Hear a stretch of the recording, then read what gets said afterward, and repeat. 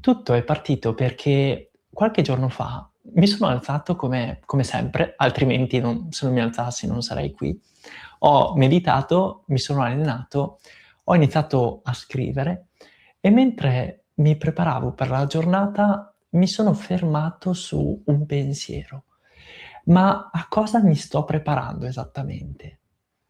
E questo me lo son chiesto non tanto verso gli impegni della giornata, che quelli li conoscevo molto bene, ma in un senso più profondo. Perché il punto che mi ha fatto riflettere è stato: mi stavo preparando ad affrontare tutti impegni, tutte le responsabilità, tutte le cose da fare, ma rimanendo me stesso? Oppure mi stavo preparando a fare tutto questo fingendo di essere qualcun altro? E per me questo è un cambio di prospettiva molto importante, perché come racconto anche nel libro "Chi si ferma si ritrova" e come ci insegnano tantissimi grandi maestri, noi ci muoviamo spesso nel mondo con una sorta di autoritratto mentale, una sorta di immagine di noi che non condiziona solo come gli altri ci vedono, condiziona come noi vediamo noi stessi e come viviamo noi stessi.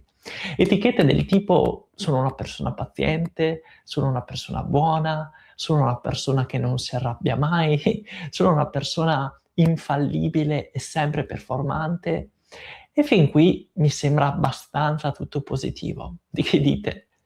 Il problema però è quell'immagine il problema è proprio che quell'immagine alla lunga può diventare una sorta di gabbia.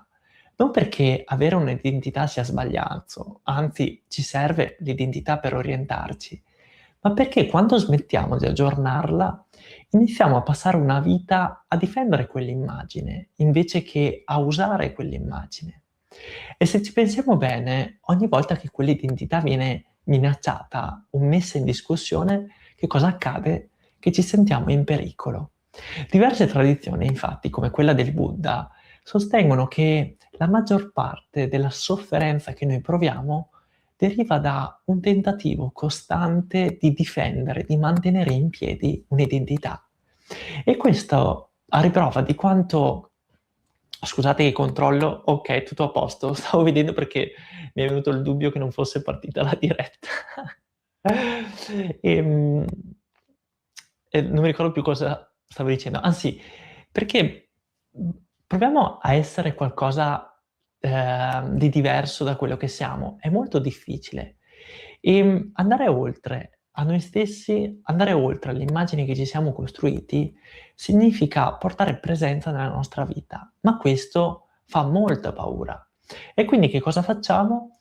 Tante volte restiamo nel personaggio, anche magari quando è faticoso, anche quando quel personaggio, quell'identità non ci appartiene più, anche quando magari dentro di noi c'è qualcosa che urla di uscire e magari urla attraverso la tristezza, attraverso la rabbia, attraverso l'ansia, ma noi non l'ascoltiamo perché? Perché dobbiamo essere sempre quelli bravi, sempre quelli buoni, sempre quelli disponibili, quelli che non dicono mai di no. Ma, sapete qual è poi anche il rischio più grande nella nostra mente? Che se noi andiamo oltre a questa immagine che diamo all'esterno, non veniamo più amati e non venire più amati significa anche essere abbandonati, criticati. E ve lo ricordo perché in passato, molti, molti, molti anni fa, molti millenni fa, essere abbandonati nel branco significava morire. Non perché oggi significhi morire, ma perché il nostro sistema, il nostro cervello ragiona ancora come ragionava al passato. E la cosa che più mi ha colpito è che spesso, anche nei percorsi di consapevolezza, anche nella meditazione, anche nel cosiddetto lavoro su se stessi, non stiamo lavorando per trovare, per tornare veramente a noi stessi. Tante volte noi ci approcciamo a queste pratiche per assomigliare a qualcosa, a qualcuno, a un'idea di una persona in pace, a un'idea di una persona equilibrata, a un'idea di quell'insegnante che ammiriamo, senza però sapere che anche quell'insegnante ha dei lati ombra. Quindi, perché siamo qui? Che cosa stiamo facendo? Siamo qui per raggiungere un modello di perfezione o siamo qui per essere pienamente noi, anche nelle cadute, anche nelle imperfezioni. Infatti questo cercare costantemente di assomigliare, di emulare gli altri, io lo trovo molto pericoloso, perché il percorso di consapevolezza non ci porta a far altro che a riconoscere quello che siamo profondamente, riconoscere quello che siamo nel momento che lo siamo. Ed è molto bello questo passaggio, perché noi siamo in costante mutamento. E okay, possiamo nascere in un modo, ma non è detto che moriremo in quel modo. Ci sono idee che cambiano, ci sono pensieri che cambiano, ci sono abitudini che cambiano. È chiaro che c'è una base sempre immutabile, però essere coerenti a se stessi significa proprio ascoltarsi ogni giorno, in ogni istante in cui accade una cosa. Infatti io credo che non possiamo mai fino in fondo sapere come reagiamo a certi problemi, a certe dinamiche. Perché quando, sono andato in carcere, ogni tanto ci vado, io mi rendo conto che ci sono persone che pensavano di essere bravissime persone, e questo non lo dico perché le persone che sono in carcere sono cattive, ma perché quelle persone non pensavano di arrivare magari a degli atti osceni che li hanno portati a quel tipo di reato. Quindi non diamo mai per scontato come potremmo reagire in certe situazioni, perché credo che ci sia un abisso enorme tra ispirarsi e tendere a un modello, quindi impegnarsi per arrivare a un modello, o e far finta di essere quello che non si è. Infatti c'è una bellissima frase che dice spesso Lama Michele, che è meglio essere dei generosi forzati piuttosto che degli egoisti naturali. E sono d'accordo, perché come tutte le cose ci vuole la giusta misura. Ma la riflessione dove vorrei portarci questa sera è un'altra, perché in tutto questo adeguarci, in tutto questo prepararci alla vita, noi intimamente dove siamo? Dov'è cioè la nostra natura, la nostra voce autentica? Quella voce che in questo momento è coerente a chi siamo. Ecco, dov'è quella voce? E stasera infatti voglio proprio parlare di una parola che trovo molto affascinante, molto calzante, che è un concetto che viene dal pensiero taoista, che è si pronuncia Ziran, mi dice Beatrice, si scrive Ziran. Quindi Ziran o Zran, dipende da se la vogliamo pronunciare bene. Però questa parola, l'ho condivisa anche stamattina nei messaggi quotidiani di Un minuto per te. Questa parola in italiano, la traduciamo come naturalezza, ma se andiamo un po' a fondo, se andiamo a osservare bene l'etimologia di questa parola, potremo vedere potremo scoprire, che è una tradizione che non rispecchia del tutto, il significato pieno di Zeran. Perché Ziran nel pensiero taoista, almeno come io lo conosco, significa letteralmente essere così da sé. E c'è qualcosa di bellissimo anche nel modo in cui lo si scrive, perché ci sono 2 ideogrammi. Il primo è Z, che significa se stesso, ed è lo stesso ideogramma che i cinesi usano per indicare il naso. Perché ho letto che in Cina, quando vuoi dire io, non indichi il petto come ho fatto io adesso inconsapevolmente. Quando vuoi indicare io ti tocchi la punta del naso. Quindi Z. Poi c'è la seconda ideogramma che è Ran, che significa così com'è, giusto di per sé, che non ha bisogno di essere aggiustato. Zeran quindi è ciò che accade quando smetti di forzare. Quando smetti di forzare. È bellissimo questo, perché proviamo a osservarci.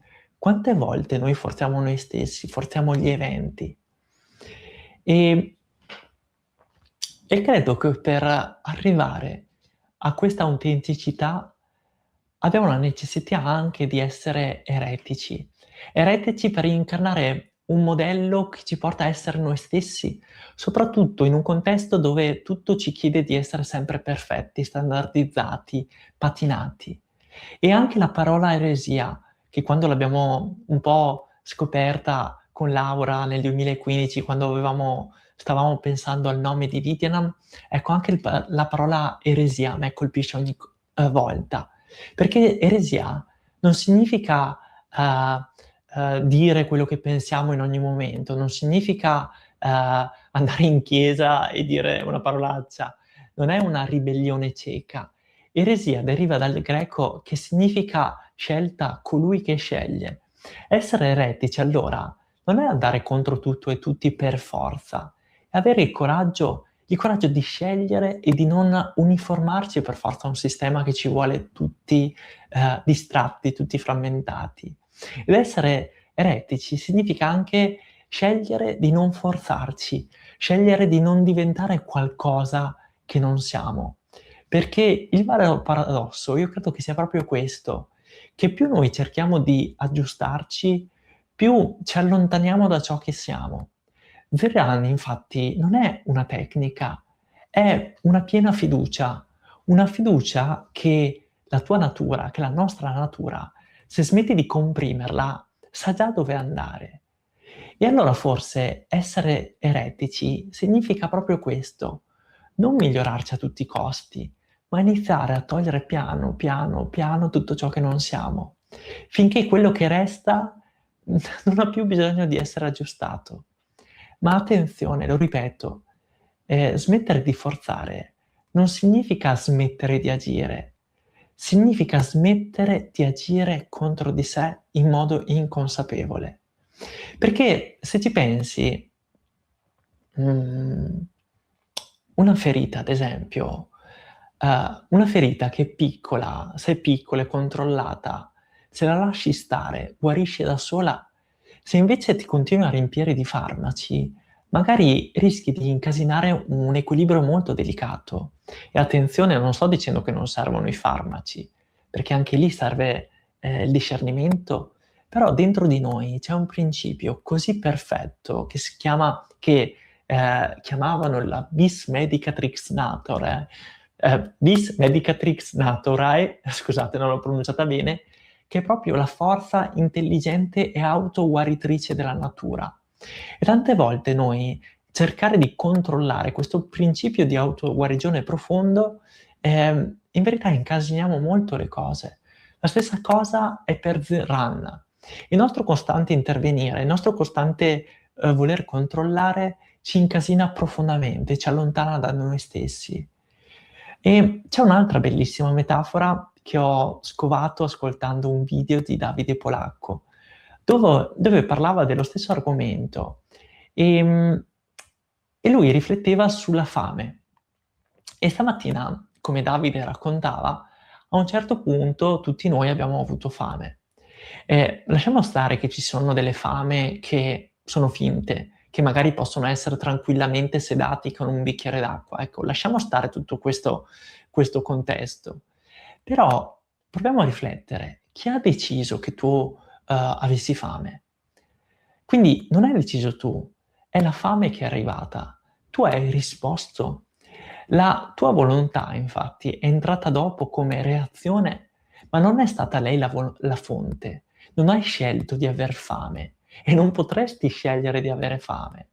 Ora porta questa prospettiva un po' più in profondità, perché quella voce che ti dice che devi essere più paziente, devi essere più calmo, deve essere migliore, sei sicuro che venga veramente da te, dalla parte più profonda, più autentica, o è un cercare di aggiustare?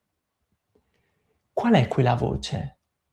È una voce che hai sentito così tante volte, che ti sei ripetuto così tante volte che l'hai fatta diventare tua o sei veramente tu? Ehm,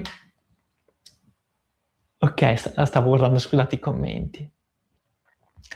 Infatti i taoisti dicevano che, la volontà, quella che conosciamo, cioè la volontà che pianifica, che corregge, che si sforza, è uno strato molto superficiale.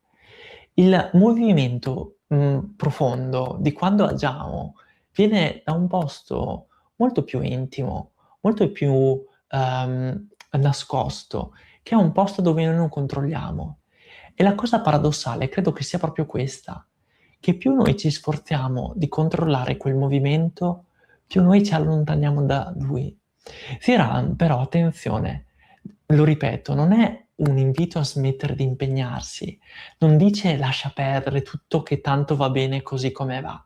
Dice qualcosa di molto più eretico.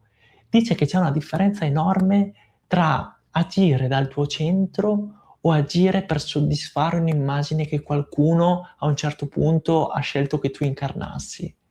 E questo, cioè il sapere da quale punto stai agendo, io lo trovo rivoluzionario.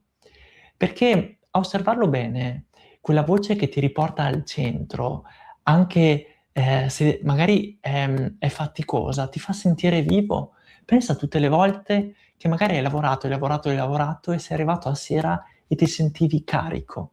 Ecco, lì perché stavi inseguendo quella voce profonda, quella voce naturale che ti ha fatto sentire soddisfatto, non importa se eri soddisfatto perché hai costruito una casa, perché hai preparato da mangiare, perché hai fatto qualsiasi cosa.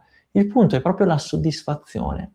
Oppure pensa anche a tutti quegli episodi in cui magari non hai fatto niente di particolare, però semplicemente hai seguito la corrente e magari sei arrivato a sera esaurito. Ecco, io quando mi accorgo di questo, mi accorgo che c'era una parte di me che non ha veramente realizzato se stessa. Ed è molto interessante andare a sentire in questi casi come ci sentiamo.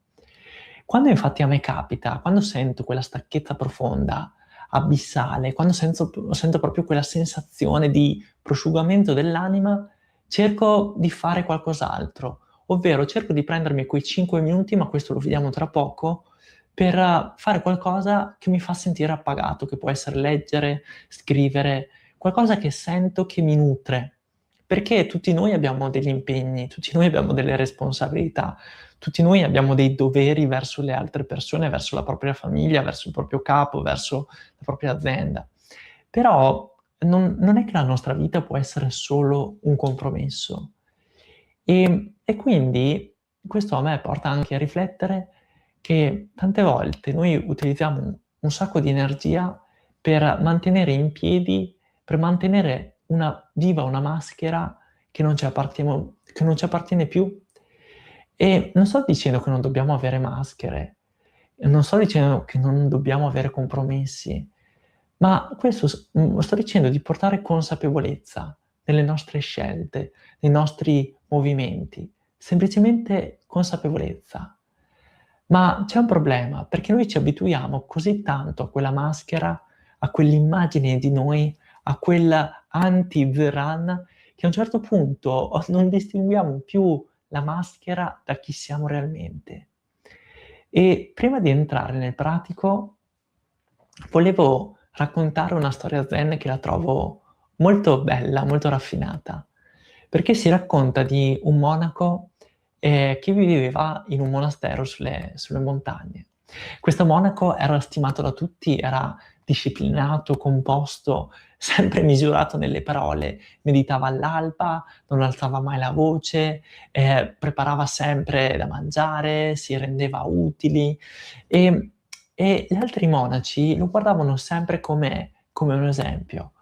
Un giorno però il grande maestro lo chiamò, lo osservò e gli disse: domani partirai, scenderai al villaggio e vivrai tra la gente almeno per un anno. Il monaco non fece domande, abbassò la testa e disse: come desiderate. E così partì. Passò un anno in questo villaggio.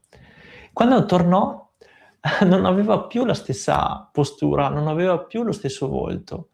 C'era qualcosa di molto più vivo, ma anche di più disordinato, non aveva più quell'immagine da monaco perfetto, sembrava più umano. Il maestro lo guardò a lungo, lo guardò dritto negli occhi e gli chiese: com'è andata?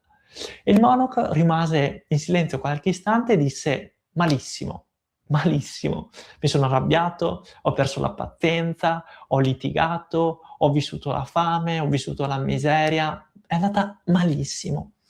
Il maestro annui come se ascoltava qualcosa che già conosceva e disse: bene, adesso sei pronto a praticare davvero.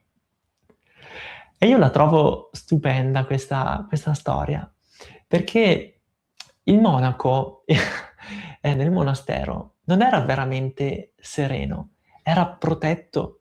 Le condizioni erano perfette perché c'era silenzio, c'era ritmo, non c'era nessun attrito, nessuno che ti pestasse in piedi. E insomma, è facile essere illuminati in un monastero, è facile essere illuminati a Bali, in un posto meraviglioso. Però la vita vera, la meditazione vera, il vero percorso di consapevolezza si misura quando qualcuno ti taglia la strada, quando senti rabbia, quando senti che stai andando oltre, quando ti senti proprio stanco, esaurito, dove non sai più dove sbattere la testa. È lì che inizia, dal mio punto di vista, the run. Quando entri nel mondo e non ti fai condizionare, non ti fai intaccare dal mondo, ma cerchi di mantenere quel punto fermo. Un punto fermo che la pratica meditativa ci aiuta tantissimo a mantenere. Infatti se ci pensate, un fiore non è che ha bisogno di un giardino perfetto per essere un fiore. Un fiore è un fiore comunque anche in mezzo all'asfalto. Noi invece spesso abbiamo bisogno che tutto sia perfetto, che tutto sia a controllo per essere autenticamente noi stessi. Non vi ritorna la voce, quando sarò in pensione allora mi rilasserò, quando sarò in vacanza allora, potrò fare quello che sento. Perché dobbiamo arrivare alla pensione? Perché dobbiamo arrivare alla vacanza? Perché non ritagliarci quei 5, 10 minuti ogni giorno per fare semplicemente quello che ci piace, che sia ballare, che sia cantare, che sia suonare, che sia meditare, che sia cucinare, che sia quello che sia, ognuno ha le proprie passioni. Però quando lo facciamo, facciamolo completamente presenti, facciamolo senza la paura di essere giudicati, senza la paura del confronto, senza la competizione, senza dover sempre dimostrare qualcosa a qualcuno, ma soprattutto senza quell'esigenza intrinseca dentro di noi di dover fare sempre qualcosa che è utile. Quindi, dal mio punto di vista, poi ognuno ha il proprio, dobbiamo anche iniziare a fare delle cose semplicemente perché ci piacciono farle, anche se sembrano una perdita di tempo. Io quando perdo tempo ho 2 reazioni. La prima è che c'è una parte di me che va in ansia, perché non si sente produttiva. Sebbene ho scritto il libro "Chi si ferma si ritrova", ogni tanto cado, crollo completamente, mi dimentico di tantissime cose. Ma perché? Perché ci ho messo 38 anni a costruire un'identità che mi ha portato anche alla sofferenza, alla tristezza, tante cose. Quindi non è che con 5 minuti al giorno risolvo tutto, cioè ci vuole tanto tempo, tanto tempo, tanto tempo, ci vuole tantissimo tempo per farsi spazio. Infatti qualche giorno fa ero a pranzo dai miei genitori e condividevo questo, che io nella vita quando ero piccolino, io avevo un obiettivo, cioè stare tranquillo. Il mio sogno, al di là di fare il mago, al di là di fare il becchino, era solo uno: stare tranquillo. Eppure mi sono incasinato la vita in un modo pazzesco. E io credo che voglia molta più energia a stare tranquilli che non stressarsi per il lavoro. Perché per stare tranquilli ed essere al contempo responsabili, devi dire un sacco di no. Devi mandare veramente tantissimo a quel paese. Devi mandare a quel paese chiaramente senza rabbia.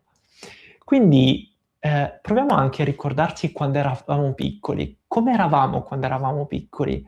Piccoli, piccoli, piccoli, eravamo introversi, estroversi, che cosa ci piaceva fare? Ecco, proviamo ad arrivare lì ogni tanto, proviamo a ritornare piccoli. Ehm, e prima di passare alla pratica, scusate se mi sono dilungato, che ora okay, avevo identificato, 4 movimenti, diciamo, che per me sono molto molto interessanti. E quello che per me è la base fondamentale è proprio l'ascolto. L'ascolto di sé. perché è difficile capire l'origine di certi movimenti, se tu non ti ascolti. Perché, in una mente distratta tu puoi sentire rabbia e pensare che quella rabbia sia colpa del tuo capo. Ma però dal silenzio potresti sentire che quella rabbia, okay, è stata scatenata dal tuo capo, ma ha delle origini molto più profonde. Magari nel tuo voler controllare tutto e magari il tuo capo ti ha scombinato tutto, o magari quella rabbia ha origine dal fatto che magari ti è stato pestato, insomma ci sono tante conseguenze. Quanto più noi riusciamo a mantenere quel silenzio, prima di tutto interiore, quella fermezza interiore, tanto più noi saremo meno reattivi a quello che pensiamo che accade, a quello che pensiamo che ci accada. È molto interessante sviluppare questa visione profonda, penetrante. E per fare questo, lo si deve fare ogni giorno, ogni giorno, ogni giorno, anche che siano 3 minuti, 5 minuti, però ogni giorno.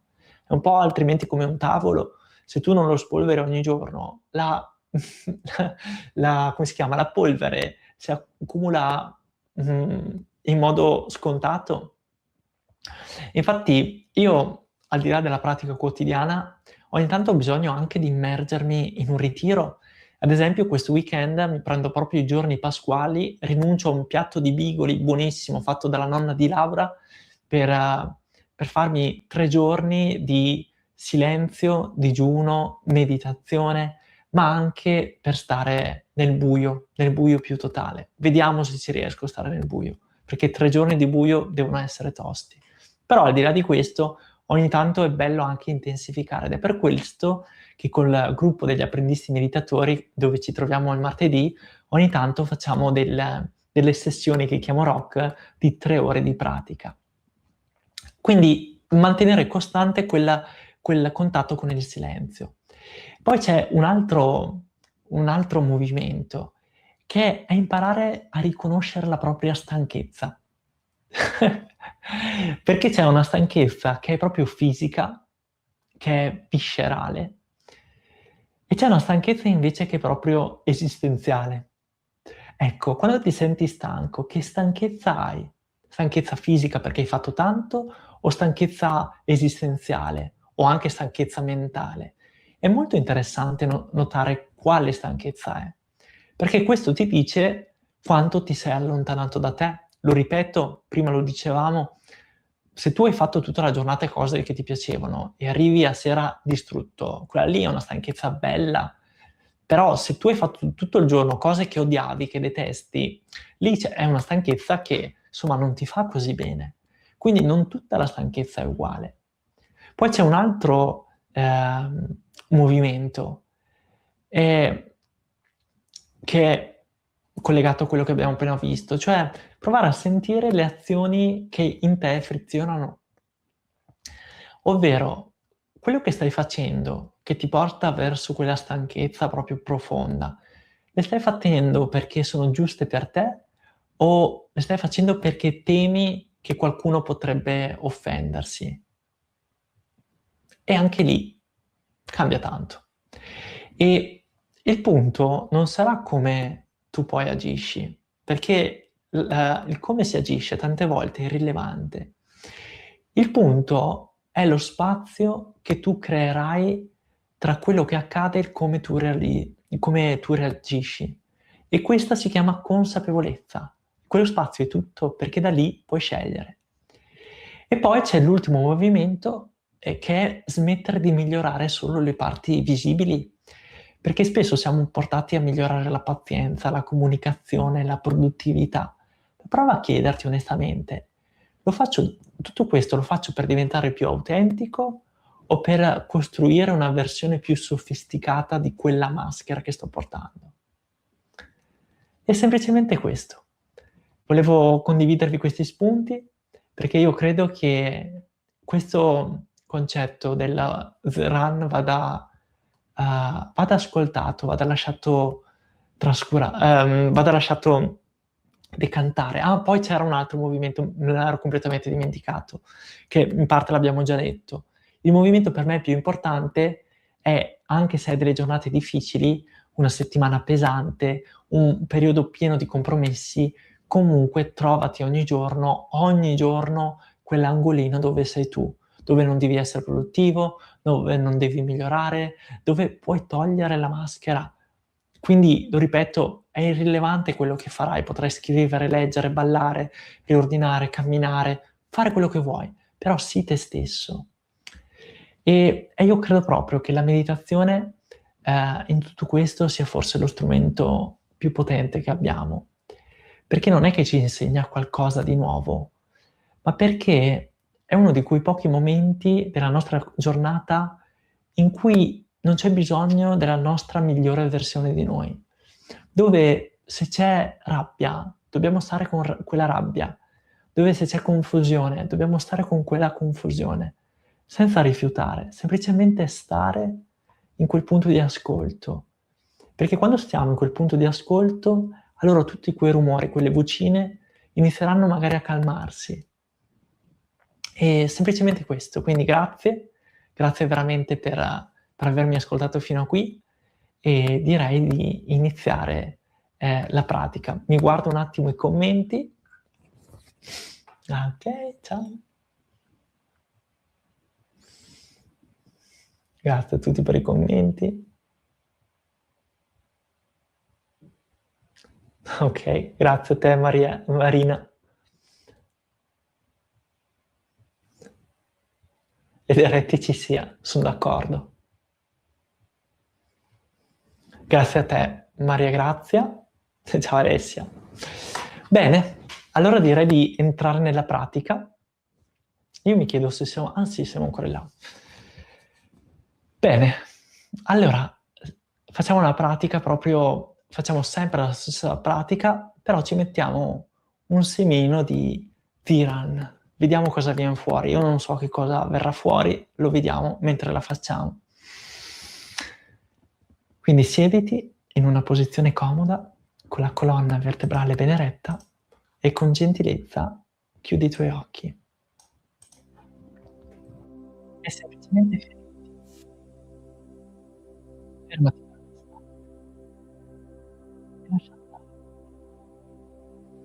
lascia andare tutti i dubbi, le domande, lascia andare tutte le versioni di te che devi sostenere. Lascia andare la pressione di dover meditare bene. Lascia andare la pressione di dover stare nel silenzio. Lascia andare ogni cosa e semplicemente stai qui, in quello che c'è.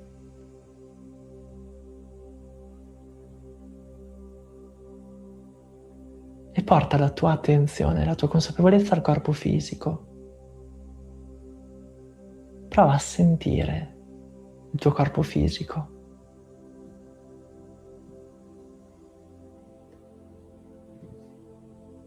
Come sta il tuo corpo fisico?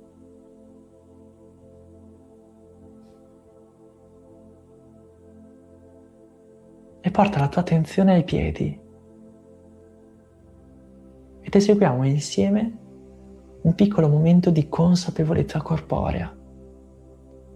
Semplicemente portiamo attenzione alle varie parti del corpo. Attenzione, consapevolezza. Quindi la pianta dei piedi, portiamo l'attenzione al piede destro, al piede sinistro, alle nostre gambe, ai nostri glutei. Prova a sentire i tuoi glutei appoggiati sulla sedia. Prova a sentire i tuoi glutei appoggiati sulla sedia. E prova a sentire la sedia che sostiene i tuoi glutei. E ora di nuovo prova a sentire i glutei appoggiati sulla sedia. Prova a sentire i tuoi organi genitali, la tua schiena e prova a salire lungo la tua colonna vertebrale con la tua consapevolezza. Senti le tue spalle, Se vuoi, muovi delicatamente le tue spalle, le tue braccia, le tue mani, le dita delle tue mani, la mano destra e la mano sinistra. Sali lungo le tue braccia, il collo, il capo, la sommità del tuo capo, il punto più alto del tuo capo, la tua fronte. Se vuoi, contrai la tua fronte e rilassa la tua fronte. Contrai e rilassa. Contrai e rilassa. I tuoi occhi, prova a sentire i tuoi occhi. Il tuo naso. Prova a sentire le tue narici, la circonferenza delle tue narici, la tua bocca,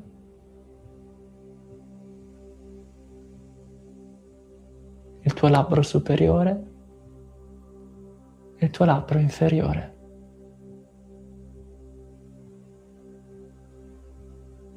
Le tue orecchie, orecchio destro, orecchio sinistro. La tua gola, il tuo petto, apri il tuo petto, apriti alla vita. Il tuo addome, i tuoi organi genitali, le tue gambe, i tuoi piedi, la pianta dei tuoi piedi. E come sta ora il tuo corpo fisico? Prova a sentire tutto il tuo corpo fisico. Tutto il tuo corpo fisico. Tutto il tuo corpo fisico.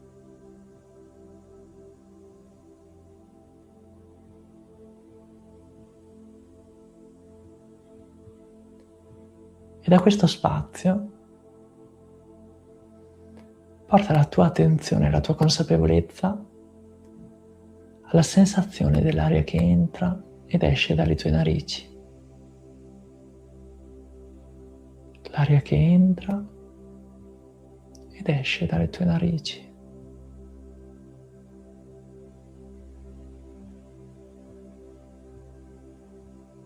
Non forzare.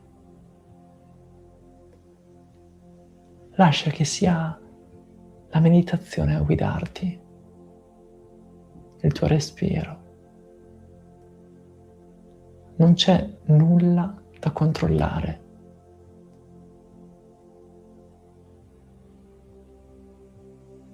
Non c'è nulla da essere. Sei semplicemente qui. La sensazione dell'aria che entra ed esce dalle tue narici.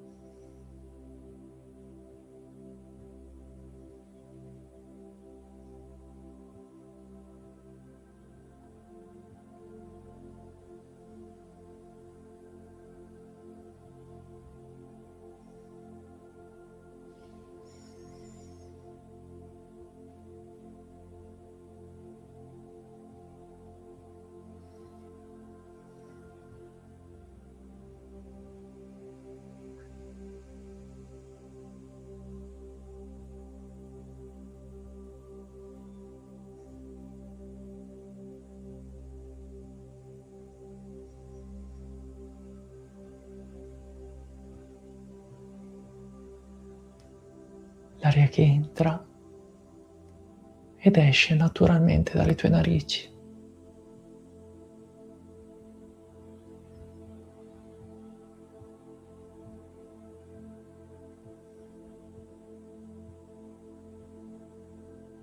Lasciati essere. Lascia andare ogni cosa. Lasciati andare. Non ti trattenere. Lascia che ogni cosa faccia il suo corso.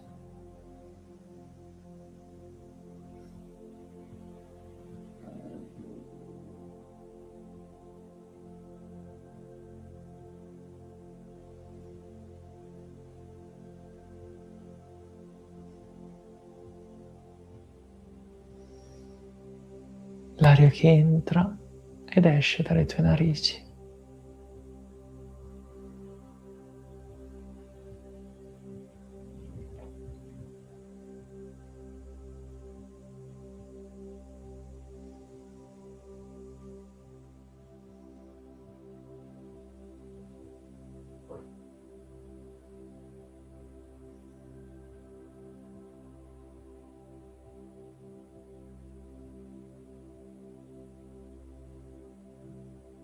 E se arrivano dei pensieri, delle emozioni, lasciali andare, lasciali essere. Tu rimani nella consapevolezza del tuo respiro.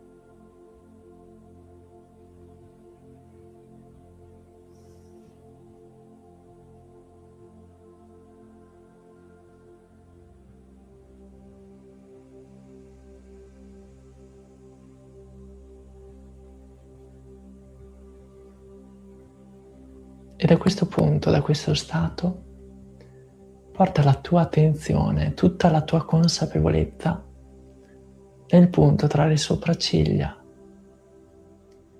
nel punto della chiara visione, della profonda percezione. E senti, vedi, osserva come un fiore luminoso nel punto tra le tue sopracciglia. Oppure può essere anche un sole, una stella. Qualsiasi cosa sia, osservalo e rimani in osservazione.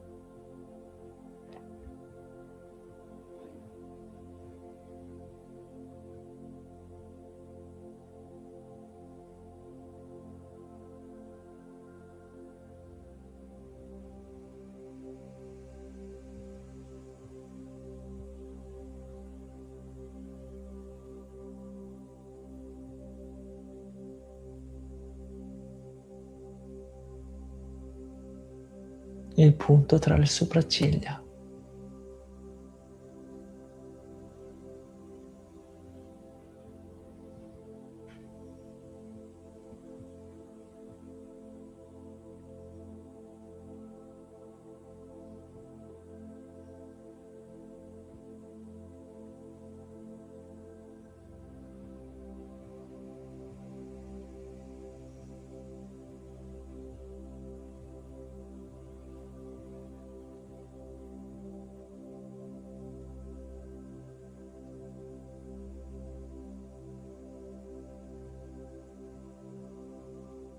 E osserva ogni pensiero, osserva ogni emozione, ogni cosa come una nuvola che nel cielo passa, se ne sta un po' e se ne va, con la consapevolezza che tu non sei quelle nuvole, tu sei il cielo, immenso, vasto, infinito, puro, limpido.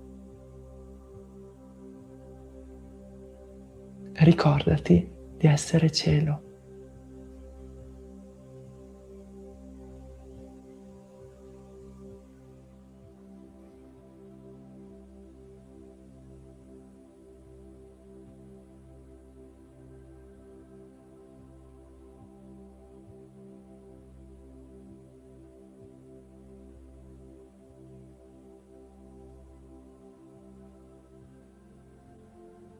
E da questo spazio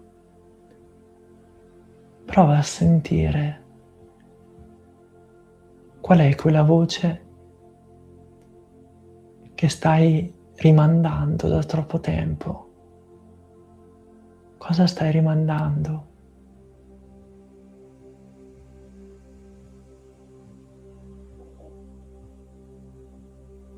Prova semplicemente a sentire, non mentalizzare.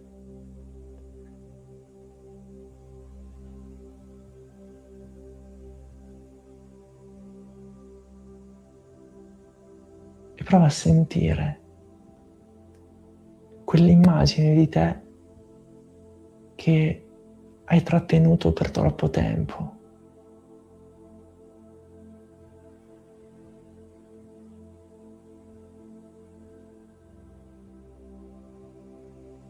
Cosa stai cercando di mantenere?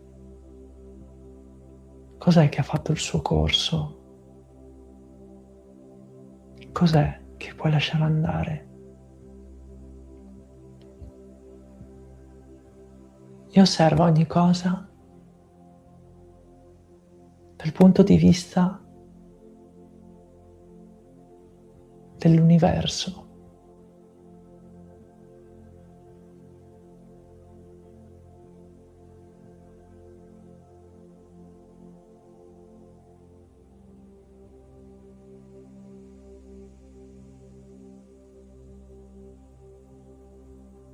Cos'è che ha fatto il suo tempo?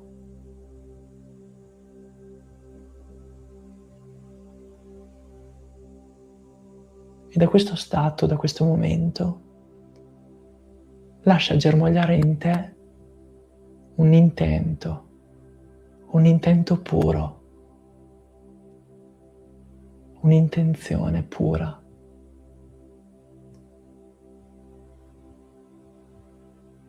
L'intenzione di essere ciò che già sei, al di là di tutte le maschere, di tutte le sovrastrutture. Semplicemente essere.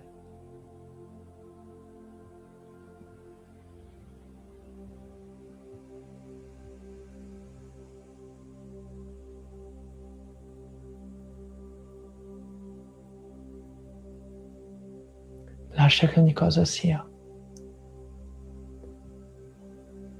E da questo spazio appoggia delicatamente le tue mani sul cuore e fai un sorriso al tuo cuore. Fai un sorriso alla tua vita che sta accadendo ora, in questo momento. Fai un sorriso a tutto ciò che sei, a tutto ciò che rappresenti. Fai un sorriso. Fai un sorriso a tutte le persone che hai incontrato, a tutte le persone che ti hanno giudicato, a tutte le persone che hai giudicato. Fai un sorriso a tutti gli esseri umani, a tutti gli animali, a tutti i vegetali, a tutti i minerali, a tutti gli esseri visibili e invisibili. E fai un sorriso anche alla rabbia, alla tristezza, un sorriso alla gioia, un sorriso all'inadeguatezza. Sorridi e abbraccia ogni cosa. E inspira profondamente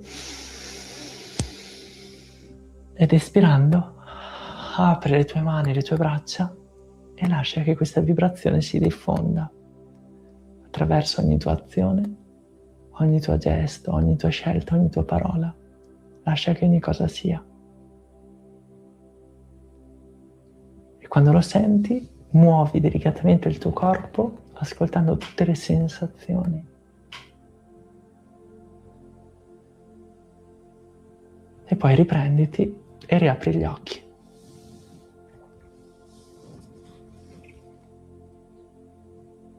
Grazie, grazie di cuore per questo incontro, grazie per tutte le volte che ti renderai consapevole di quando stai bloccando un flusso, di quando stai bloccando il tuo flusso. E grazie per tutte le volte in cui non porrai giudizio, in cui porterai ascolto, in cui porterai gentilezza, perché ci vuole tanta gentilezza. ci vuole tanta compassione per essere profondamente se stessi. Quindi grazie, buonanotte e buona Pasqua. Ciao!